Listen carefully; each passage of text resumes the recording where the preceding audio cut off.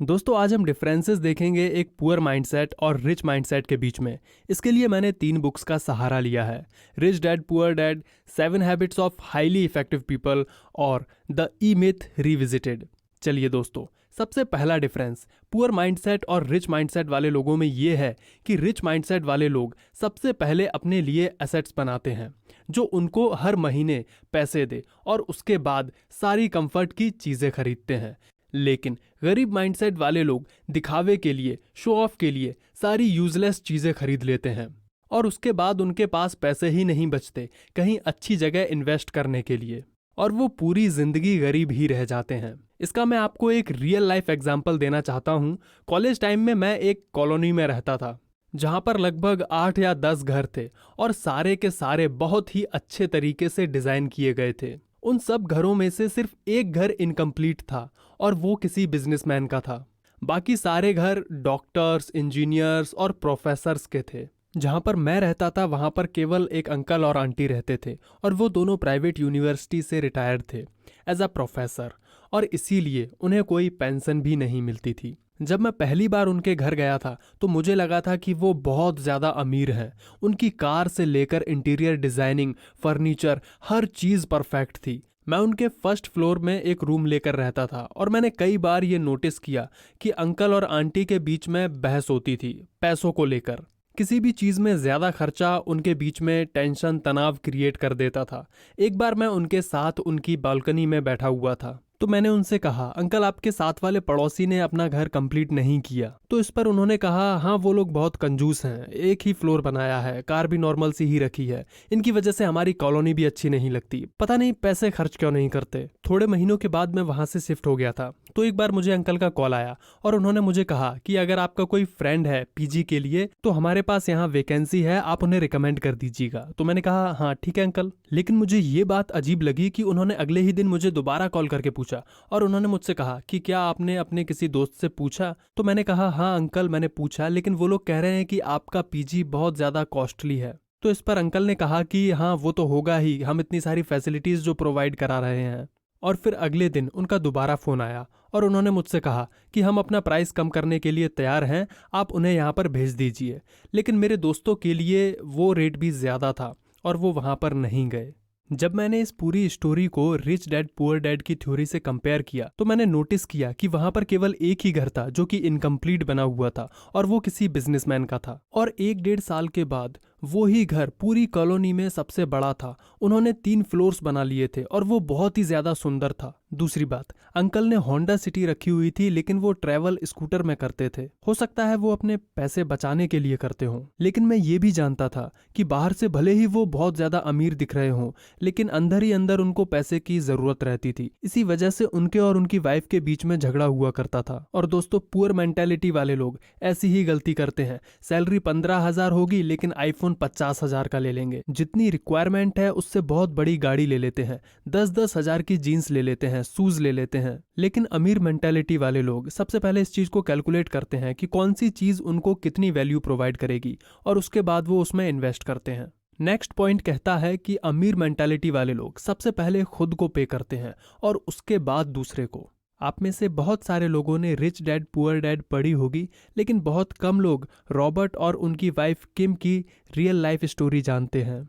इन दोनों की शादी से पहले रॉबर्ट बहुत ज़्यादा उधार पर थे। ये दोनों चाहते थे कि ये अपनी लाइफ को इम्प्रूव करें, लेकिन इनकी मंथली सैलरी से ज़्यादा इनकी मंथली लोन इंस्टॉलमेंट्स होती थी जो इन्हें देनी पड़ती थी। लेकिन रॉबर्ट को अपने रिच डैड के सारे प्रिंसिपल्स याद थे जिन्होंने कहा था कि अपने आप को सबसे पहले पे करो। इसीलिए रॉबर्ट कहते हैं कि हम अपनी सैलरी का 20% सेव करते थे। फिर चाहे उधार वाले लोगों से जितना मर्जी प्रेशर आ रहा हो, उस प्रेशर को हम लोग एज अ मोटिवेशन यूटिलाइज करते थे और एक्स्ट्रा काम करके हम लोग इंस्टॉलमेंट्स के लिए पैसा इकट्ठा करते थे, क्योंकि ये जानते थे अगर ये पहले उधार देने लग जाएंगे और अपने लिए कुछ भी सेव करके नहीं रखेंगे तो ये अमीर नहीं बन पाएंगे। और बाद में इन्होंने अपने सेव किए हुए पैसों से ही इन्वेस्टमेंट की और बाद में मिलियनेयर बन गए। दोस्तों, हम में से बहुत सारे लोग ये गलती करते हैं। हम सोचते हैं कि हम सबसे पहले अपना उधार चुकाएंगे और उसके बाद में सेविंग स्टार्ट करेंगे, या फिर हमारी सैलरी का जितना पोर्शन बचेगा हम उसके बाद सेविंग करेंगे। लेकिन ये सीक्वेंस बहुत मैटर करता है। इवन वॉरेन बफेट बोलते हैं कि पहले पैसे सेव करो और उसके बाद बाकी के खर्चे करो। आप मान के चलो कि आपकी सैलरी ही कम है और अपनी सैलरी का मिनिमम 20% सेव करो। अब ऑब्वियसली आपको सेविंग अमीर नहीं बनाएगी, उसके बाद आपको पैसे को इन्वेस्ट भी करना होगा लॉजिकली, लेकिन ये फर्स्ट और नेसेसरी स्टेप है अमीरी की तरफ। नेक्स्ट पॉइंट कहता है कि अमीर मेंटेलिटी वाले लोग अपनी स्किल्स को जिंदगी भर इंप्रूव करते रहते हैं। इसी प्रिंसिपल को 7 habits of highly effective people book में शार्पन द शॉ नाम से बताया गया है। दोस्तों, क्या आपने कभी ये नोटिस किया है कि बहुत ज्यादा कॉस्टली प्रोडक्ट्स की एडवर्टीजमेंट कभी भी टीवी में नहीं दिखाई जाती? कभी भी फरारी वाले आपको टीवी में एडवर्टीजमेंट करके ये नहीं बताएंगे कि आप उनसे फरारी खरीद लो। लेकिन अब सवाल आता है कि ऐसा क्यों है? मैक्सिमम पॉपुलेशन तो टीवी ही देखती है। ऐसा इसलिए है क्योंकि ये लोग जानते हैं कि जो लोग एक्चुअल में इनका प्रोडक्ट खरीद सकते हैं वो लोग टेलीविजन में अपना टाइम वेस्ट नहीं करते। ज्यादातर मिडिल क्लास मेंटेलिटी वाले लोग जो ग्रेजुएशन, पोस्ट ग्रेजुएशन या पीएचडी वाले जॉब्स कर चुके हैं, इसीलिए वो सोचते हैं कि वो रेस्ट डिजर्व करते हैं और उन्हें कुछ नया सीखने की जरूरत नहीं है, और वो आराम से जॉब के बाद घर में आते हैं और टीवी देखकर खुद को रिलैक्स करते हैं क्योंकि वो सोचते हैं कि वो इस चीज को डिजर्व करते हैं। वैसे ही कई सारे मिडिल क्लास बिजनेसमैन घर में आकर टीवी सीरियल्स देखते हैं। नई चीजें सीखना उनके दिमाग में प्रेशर क्रिएट करता है। लेकिन रिच मेंटालिटी वाले लोग ये जानते हैं कि उन्हें अपनी स्किल्स पूरी जिंदगी भर इंप्रूव करती रहनी है। नई चीजें सीखना उनका पैशन है और यही चीज उन्हें रिलैक्स करती है। अगर हम बिल गेट्स का एग्जाम्पल लें तो वो माइक्रोसॉफ्ट से रिटायरमेंट ले चुके हैं। वो एक बिलियनर है, उन्हें कुछ भी करने की जरूरत नहीं है, लेकिन फिर भी वो हर वक्त कोई ना कोई किताब पढ़ते रहते हैं और अपनी सारे बुक्स के नोट्स वो अपनी वेबसाइट पर शेयर भी करते हैं। ये एक रिच मेंटालिटी का परफेक्ट एग्जाम्पल है, क्योंकि रिटायरमेंट के बाद बिल गेट्स अपनी वाइफ मेलिंडा के साथ एक फाउंडेशन चलाते हैं जिससे वो पूरी दुनिया की हेल्थ से रिलेटेड प्रॉब्लम्स में कंट्रीब्यूट करते हैं। हम में से बहुत कम लोग जानते हैं कि इंडिया के हेल्थ प्रोग्राम्स में इनकी फाउंडेशन ने बहुत ज्यादा कंट्रीब्यूशन किया है। दोस्तों, नेक्स्ट पॉइंट हमें बताता है आउटसोर्स के बारे में। बहुत सारे लोग ये सोचते हैं कि अब तो उनकी नौकरी लग गई है तो अब तो अपनी लाइफ भाई सेट है, जिसका इनडायरेक्टली मतलब होता है कि भाई अब मैं ग्रो नहीं करना चाहता हूँ, मैं अब इसी जॉब में रहूंगा। अब क्योंकि हम उसी जॉब में रहेंगे तो हमारी सैलरी जो है वो प्रमोशन से ही बढ़ेगी, बहुत ही स्लो, और फिर इसी वजह से हमारा माइंडसेट भी पैसे बचाने वाला होते जाएगा। हम हर चीज में पैसा बचाना चाहेंगे। बिजली का बिल कैसे बचाएं, खाने में पैसा कैसे बचाएं, पानी का बिल कैसे बचाएं, और फिर पूरी जिंदगी इसी स्किल को डेवलप भी करते रहेंगे। लेकिन अमीर मेंटेलिटी वाले लोग ये जानते हैं कि उनके पास 24 ही घंटे है और लिमिटेड विल पावर है। अब अगर उन्हें ग्रो करना है तो उन्हें और लोगों की हेल्प लेनी पड़ेगी, और इसीलिए वो ज्यादातर काम अपने आउटसोर्स कर देते हैं, जैसे कपड़े धोना, खाना बनाना, ड्राइविंग करना और ऑफिस के कई सारे टेक्निकल काम भी। और अब ये सिर्फ वो काम करते हैं जो बहुत ज्यादा वैल्यूएबल होते हैं ताकि वो और ज्यादा ग्रो कर पाए। इसके दो फायदे हैं, एक तो वो अपनी कंट्री की इकोनॉमी में बहुत ज्यादा कंट्रीब्यूट करते हैं, दूसरा इस प्रोसेस में वो बहुत ज्यादा लोगों को जॉब भी देते हैं। लेकिन ये पुअर मेंटेलिटी वाले लोग इन लोगों को देखकर बहुत ज्यादा चिढ़ते हैं कि यार ये तो बहुत ज्यादा स्टाइल मारते हैं, बिना नौकरों के तो ये काम ही नहीं करते। लेकिन रिच मेंटेलिटी वाले लोगों के दिमाग में कुछ और ही चल रहा होता है। उनका मेन मकसद स्टाइल मारना नहीं बल्कि अपने टाइम को बचाना होता है। अब दोस्तों, इसका मतलब ये भी नहीं है कि आप सारे काम आउटसोर्स कर दो और फिर से घर में टीवी देखने ही बैठ जाओ। इसका मतलब ये है कि अगर आप ग्रो कर रहे हो और आपको और लोगों की हेल्प की जरूरत है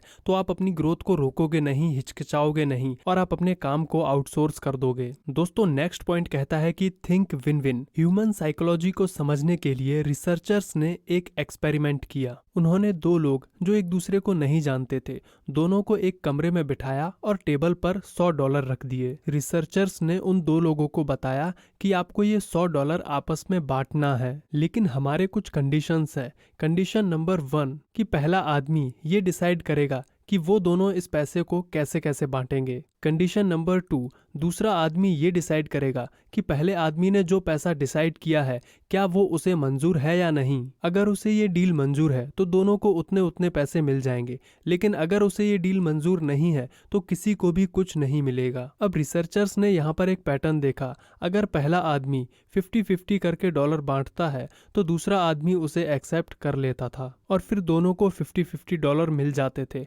अगर दूसरा आदमी 60 और 40 करके बांटता था तो भी वो उसे एक्सेप्ट कर लेता था। लेकिन अगर पहला आदमी 70 और 30 करके बांटता था तो दूसरा आदमी उसे रिजेक्ट कर देता था और फिर दोनों को कुछ भी नहीं मिलता था। यानी ह्यूमन इमोशन का टिपिंग पॉइंट 70-30 था। रिसर्चर्स ने ये एक्सपेरिमेंट बहुत लोगों पर रिपीट किया, लेकिन ये नंबर 70-30 के आसपास ही आ रहा था। इसके बाद उन्हें लगा कि शायद $100 डेवलप्ड कंट्रीज के लिए कम है, इसीलिए फिर वो डेवलपिंग कंट्रीज गए, लेकिन वहां पर भी रिजल्ट सेम ही रहा। अगर आप दूसरे नंबर के आदमी होते तो आपका भी सेम सवाल होता कि पहले आदमी ने अपने आप को $70 क्यों दिए और मुझे सिर्फ 30, तो फिर मैं उसे $70 भी क्यों लेने दूं। और शायद आप इमोशनली अपनी जगह पर ठीक भी होते। लेकिन अब हम इसे लॉजिकली देखें तो वैसे भी आपको कुछ नहीं मिल रहा था, आपको सिर्फ हाँ बोलना था और आपको वो डॉलर्स मिल जाते। लेकिन मैक्सिमम लोग इस डील को ना ही बोलते हैं, क्योंकि ये पुअर माइंडसेट वाले लोगों की साइकोलॉजी है, जहाँ पे जेलसी, चिढ़, कंपटीशन जैसे कई सारे इमोशंस हैं। लेकिन रिच माइंडसेट वाले लोग अपना दिमाग इस्तेमाल करके कोई ना कोई ऐसा मेथड निकाल देते हैं जिससे दोनों का फायदा हो सके। वो विन विन सिचुएशन में बिलीव करते हैं, विन लूज या लूज लूज सिचुएशंस में नहीं। इवन विन विन सिचुएशन में अगर उन्हें कम परसेंटेज भी मिल रहा होगा तब भी वो उस डील को कर लेंगे, क्योंकि वो जानते हैं कि वो अपना दिमाग इस्तेमाल करके ऐसी हजारों अपॉर्चुनिटीज क्रिएट कर लेंगे। तो दोस्तों, इस वीडियो में हम लोगों ने 5 पॉइंट्स कवर किए हैं। पॉइंट नंबर 1, सबसे पहले एसेट्स क्रिएट करो, बाद में कंफर्ट। सबसे पहले ऐसे सोर्सेस क्रिएट करें जिससे आपके पास पैसा आए और बाद में कंफर्टेबल और शो ऑफ करने वाली चीजें खरीदें। सेकेंड पॉइंट, पे योरसेल्फ फर्स्ट। सबसे पहले खुद को पे करें। हमेशा कोशिश करें कि अपनी इनकम का कम से कम 20% सेव करें, चाहे आप पर कितना भी प्रेशर क्यों ना आ रहा हो। ये मान के चलें कि आपकी सैलरी ही कम है और बाद में अपनी सेविंग्स को आप इन्वेस्ट करना सीखें। थर्ड पॉइंट है आउटसोर्स। अगर आप ग्रो कर रहे हैं और आपको हेल्प की जरूरत है तो अपने कामों को आप आउटसोर्स कर सकते हैं। इस चीज में कंजूसी ना दिखाएं। फोर्थ पॉइंट है दोस्तों, आप अपने स्किल्स को इम्प्रूव करते रहिए, नए नए मटेरियल्स को हमेशा पढ़ते रहिए। और पॉइंट नंबर 5 है दोस्तों, थिंक विन विन। आप ये मत सोचो कि आपको कम परसेंटेज मिल रहा है, आप ये सोचो कि पहले आपको कुछ नहीं मिल रहा था, उसके मुकाबले आपको बहुत कुछ मिल रहा है। और अगर आप टैलेंटेड हो तो ऐसी सिचुएशंस आप और भी क्रिएट कर लोगे। लाइफ में जल्दी आगे बढ़ना सीखो, क्योंकि हमारी लाइफ इतनी बड़ी नहीं है और हम इस धरती पर हमेशा के लिए नहीं है। चलिए दोस्तों, अपना प्यार दिखाते हुए वीडियो को लाइक कर दीजिए और अपने सारे दोस्तों और परिवार के साथ इसे शेयर कीजिए। ऐसे ही मजेदार और इन्फॉर्मेशन से भरे हुए वीडियोस देखने के लिए हमारे चैनल को सब्सक्राइब कर लीजिए। धन्यवाद।